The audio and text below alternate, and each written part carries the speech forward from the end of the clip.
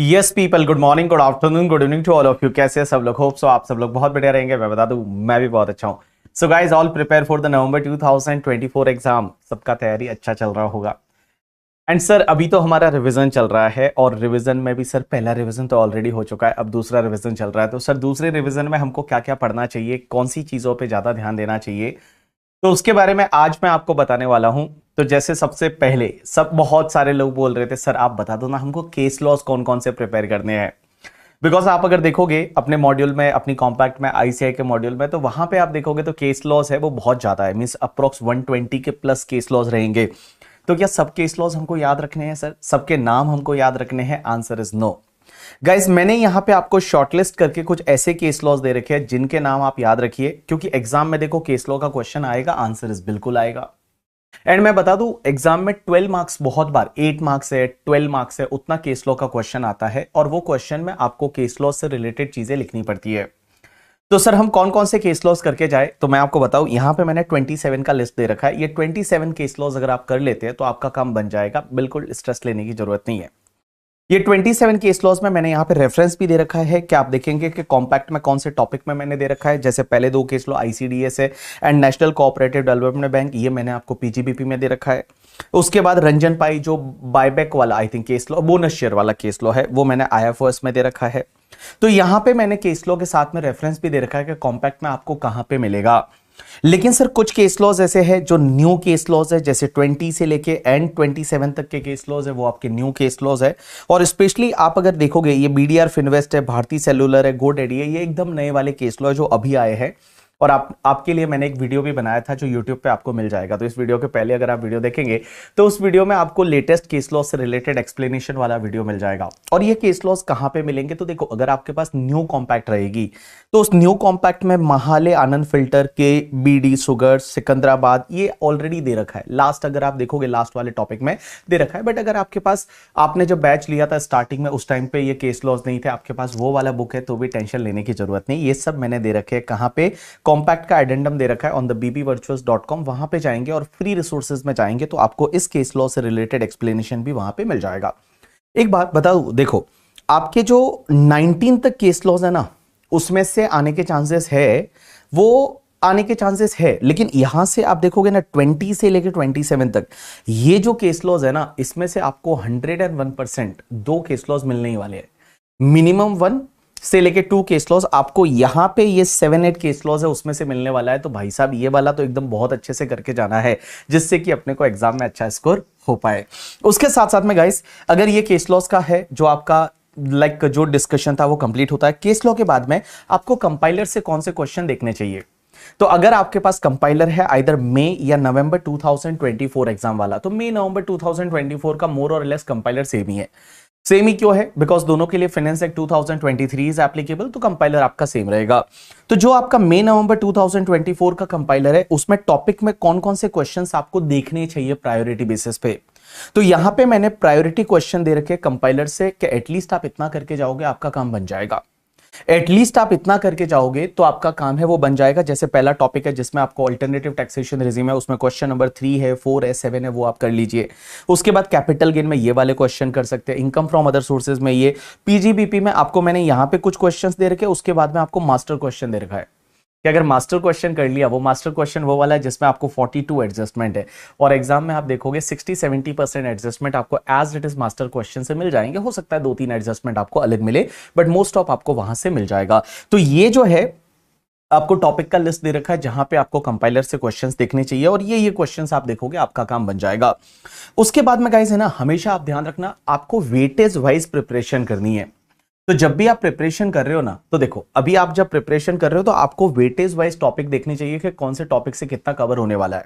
तो आपको पता है कि आपका 20 से 23% एंड 20 to 22%, अगर मैं इन दोनों को मर्ज कर लेता हूं, so it's comes to approx 45% जो है, वो 45% आपका कंप्यूटेशन वाला पार्ट आने वाला है। 45% आपका कंप्यूटेशन पार्ट मींस आप पीजीबीपी ढंग से कर लीजिए, कैपिटल गेन करिए, IFOS, clubbing set of carry forward से सिर्फ क्वेश्चन देख के जाइए। डिडक्शन जो है वो डिडक्शन में कुछ डिडक्शन आप कर लीजिए करके, ठीक है। कुछ डिडक्शन जैसे 80 डबल जे डबल ए है वो आपको करना चाहिए, 80 क्यू क्यू भी करना चाहिए, 80 आर आर भी करना चाहिए। 80 सी के डिडक्शन को ऊपर ऊपर से देख लो, 80 सी है, 80 डी के डिडक्शन को आप ऊपर ऊपर से देख लो, इतना आप डिडक्शन में करके जाइए और क्वेश्चन कर लीजिए। उसके बाद तुम्हारा अल्टरनेटिव टैक्सेशन रिजिम है, मैट एएमटी एसईजेड है। उसके बाद में taxation of charitable religious trust बिल्कुल करके जाना है, बहुत अच्छे से करके जाना है। पॉलिटिकल पार्टी इलेक्टोरल ट्रस्ट तो 10 मिनट में हो जाएगा। उसके बाद business trust, securitisation trust, investment fund and GAAR VDA and equalisation levy. अब एक बात समझना, ये जो है ना ये आपका कंप्यूटेशन पार्ट में बोल सकता हूं, और कंप्यूटेशन पार्ट आपका 45% कवरेज करेगा। तो 45% कवरेज करेगा मींस बहुत बड़ा कवरेज है भाई। ये 45% अगर ये कवरेज करता है तो बहुत बड़ा कवरेज है, यही आपको पास करा सकता है। तो अगर आपका प्रैक्टिकल बहुत स्ट्रांग है, अगर कंप्यूटेशन आपका बहुत स्ट्रांग है, तो फर्स्ट प्रायोरिटी पे आप ये कंप्यूटेशन वाला पार्ट कंप्लीट करिए। उसके बाद में आप एक काम करिए, सीधा इंटरनेशनल टैक्सेशन पे जाइए, और इंटरनेशनल टैक्सेशन आपको अप्रोक्स 32% मार्क्स है वो देके जाएगा। 32% मार्क्स है वो आपको इंटरनेशनल टैक्सेशन देके जाएगा। और इंटरनेशनल टैक्सेशन में भी basically you have to do the transfer pricing अच्छे से कर लीजिए आप। उसके बाद एनआर टैक्सेशन कर लीजिए। अब एनआर टैक्सेशन में मैंने बहुत एग्जॉस्टिव दे रखा है एनआर टैक्सेशन, उसमें से आप क्वेश्चन जो है ना क्वेश्चंस पे ज्यादा फोकस करिए। तो एनआर टैक्सेशन है, ट्रांसफर प्राइसिंग है, डीटीडब्ल्यू है और एडवांस रूलिंग है, ये करिए। उसके बाद ये एमटीसी और बैप्स और application and interpretation of tax treaty है, इसके सिर्फ आप क्वेश्चन करके जाओगे तो भी चलेगा। मींस ये जो लास्ट वाले 3 टॉपिक है ना, इसके सिर्फ क्वेश्चन देख लो बहुत है, बट जो ऊपर वाले आपके 4 टॉपिक है उसके क्वेश्चन भी करने चाहिए, एज वेल एज आपको कॉन्सेप्ट भी पढ़ के जाना चाहिए। और ये आपके एग्जाम में 32% का वेटेज रखता है, 32% है वो कवरेज करता है। तो बहुत बड़ा कवरेज है, सेकंड प्रायोरिटी पे आपका ये होना चाहिए। अब देखो थर्ड प्रायोरिटी जब आती है, दैट इज द 20-30% वाला जो सिलेबस है, इसमें आप ध्यान रखना, मैं आपको कुछ चीजें बता रहा हूं, उस पर नोटिस करना। सबसे पहले टीडीएस एंड टीसीएस को आप बहुत स्ट्रांगली करिए, बहुत स्ट्रांगली आप टीडीएस एंड टीसीएस को करिए, because TDS and TCS is going to cover approx 8 to 10 marks in your examination. 8 to 10 marks तो आपको टीडीएस टीसीएस से मिल जाएगा। उसके बाद आप एक काम करिए, ब्लैक मनी वाला जो टॉपिक है, ब्लैक मनी वाला टॉपिक, ये आपके एग्जाम में 4 to 5 मार्क्स देखे जाएगा। 4 to 5 मार्क्स आपको ब्लैक मनी से क्वेश्चन मिलेगा करके, ठीक है। उसके बाद में आप देखोगे कि जो तुम्हारा टैक्स ऑडिट वाला टॉपिक है वहां से आपको 4 मार्क का क्वेश्चन मिलेगा। And black money and tax audit में जो क्वेश्चन दे रखे हैं ना कंपाइलर में, वो कर लो सब। जो कंपाइलर में क्वेश्चन दे रखे हैं वो करोगे, आपका काम बन जाएगा। तो भाई साहब आप एक काम करिए, ब्लैक मनी से आप क्वेश्चन करिए, एक बार आप रीड कर लीजिए ब्लैक मनी का, तो आपको रिवीजन लेक्चर भी मिल जाएगा। यूट्यूब पे ढूंढना just black money revision by BB sir करके, ठीक है, तो आपको मिल जाएगा। बहुत पुराना मिलेगा बट मिल जाएगा आपको, उसमें कोई चेंज है नहीं। तो ब्लैक मनी का रिवीजन लेक्चर भी आपको मिल जाएगा। एंड उसके बाद पेनल्टी जो है ना, देखो पेनल्टी में ज्यादा दिमाग नहीं खपाने का। पेनल्टी में आपको जो 270A का पेनल्टी है, अंडर रिपोर्टिंग मिस रिपोर्टिंग वाला पेनल्टी, वो करके जाने का। उसके बाद में जो एसएफटी लेट फाइल होता है उसका जो पेनल्टी है वो 500 एंड 1000 वाला, वो आपको ढंग से करके जाने का। तो उसमें क्या है ना, 2-3 पेनल्टी आप अगर देख के जाओगे आपका काम बन जाएगा। उसके बाद में देखो लास्ट प्रायोरिटी पे फिर आप रखिए असेसमेंट प्रोसीजर। अब assessment procedure is a theoretical topic. Assessment procedure and appeal जो है, and revision and dispute resolution and miscellaneous provision, क्या इससे एग्जाम में क्वेश्चन आएंगे? बिल्कुल एग्जाम में क्वेश्चन आएंगे। एग्जाम में कितने के क्वेश्चन आ सकते हैं? 6 से लेके 8 मार्क्स तक के क्वेश्चन आ सकते हैं आपको, और 8 मार्क्स तक के क्वेश्चन आ सकते हैं। अब इसमें कैसा है ना, असेसमेंट प्रोसीजर में ज्यादा दिमाग मत लगाना, ज्यादा दिमाग मत। पहले तो आप रिटर्न फाइलिंग वाला अच्छे से कर लीजिए, और रिटर्न फाइलिंग में जैसे रिटर्न किसको फाइल करना है एंड ऑल, उससे रिलेटेड एमसीक्यू बैठ सकता है करके, जिसका इलेक्ट्रिसिटी बिल 1 लाख से ज्यादा है तो रिटर्न फाइल करना पड़ेगा एंड ऑल, वो आपको देख के जाने का। उसके बाद जो अपडेटेड रिटर्न वाला कॉन्सेप्ट है, अपडेटेड रिटर्न वाला है, वो आपको अच्छे से करके जाने का करके, ठीक है। एंड अपडेटेड रिटर्न के बाद में जो है वो आपके असेसमेंट प्रोसीजर में जो 147, 148 वाला है, उसको आपको अच्छे से करके जाने का। बाकी सब चीजें आप एक बार ऊपर ऊपर से गो थ्रू करोगे तो भी चलेगा। एंड अपील एंड रिवीजन में एक बात बताऊं, अगर आप क्वेश्चन कर लेते हैं ना तो काम बन जाएगा। अगर आप क्वेश्चन कर लेते हैं, देखो सिमिलर क्वेश्चन आएगा तो आप एग्जाम में कर लोगे।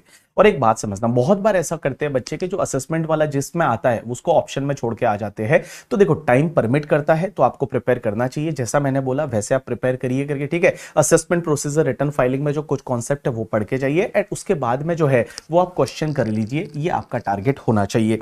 तो देखो मैंने आपको क्या बोला, जो मस्ट डू टॉपिक है वो आपके फर्स्ट वाले आ गए, that is the must do topic, आपको 45% यही से कवर कर लेगा। सेकंड नंबर पे आप इंटरनेशनल टैक्सेशन में जाइए, और थर्ड नंबर जब आप इसमें कर रहे हैं तो इसमें फर्स्ट प्रायोरिटी आपका टीडीएस टीसीएस होना चाहिए, फिर आपका ब्लैक मनी एक्ट होना चाहिए, फिर आपका टैक्स ऑडिट होना चाहिए करके, ठीक है, क्योंकि उसमें से आएगा ही आएगा शॉर्ट। ब्लैक मनी से क्वेश्चन आने वाला है, 4 to 5 मार्क्स का क्वेश्चन आपको मिलेगा, और सिमिलर क्वेश्चन एग्जाम में मिलने वाला है। तो भाई साहब वो आपको अच्छे से करके जाना है, और उसके बाद में फिर आप प्रायोरिटी पे लीजिए असेसमेंट प्रोसीजर है, अपील्स एंड रिवीजन है, डिस्प्यूट रेजोल्यूशन एंड ऑल करके, ठीक है।